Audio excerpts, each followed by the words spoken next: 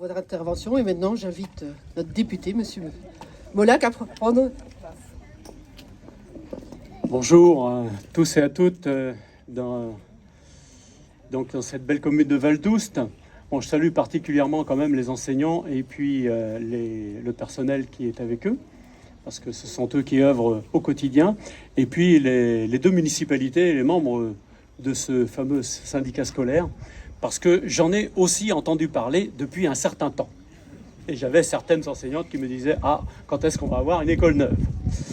Bien, alors c'est pas le député qui fait le travail là pour le coup, hein, c'est vraiment les élus locaux.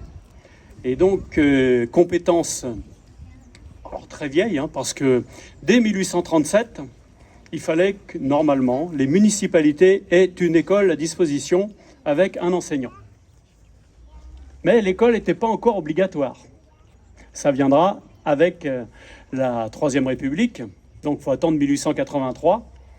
Et l'école devient obligatoire. Alors les enfants, vous allez dire, l'école obligatoire, ce serait mieux à la maison, vous croyez?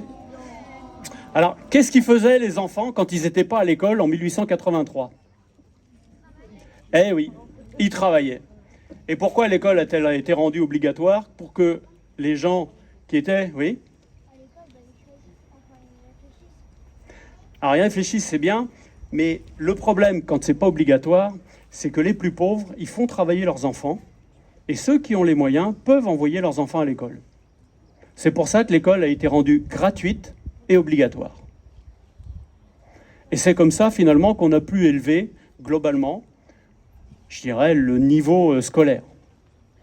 Alors l'école, elle vous donnera plein de choses, elle vous parlera à la fois de ce qui est du local, de ce qui est de l'international. C'est une ouverture, et c'est comme ça qu'il faut le prendre.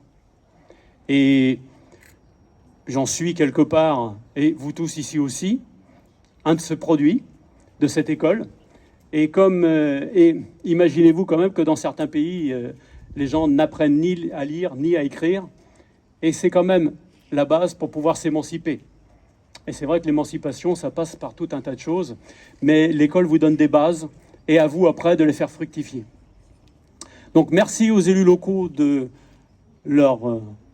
j'allais dire leur pugnacité, leur ténacité sans faille. Merci aux enseignants d'avoir rappelé qu'une école, c'est important.